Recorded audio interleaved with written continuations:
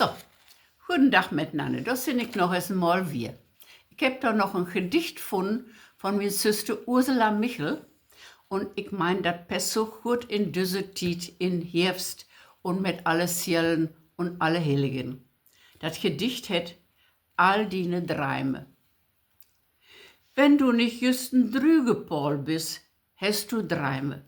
Graute Träume, kleine Träume und du wachst op die Tiet, wo du sie wahr machen kannst.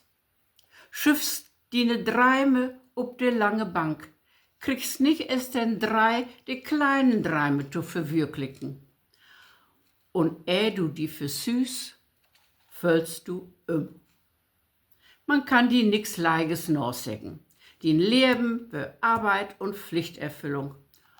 Und sie begraft die mit all deine Träume.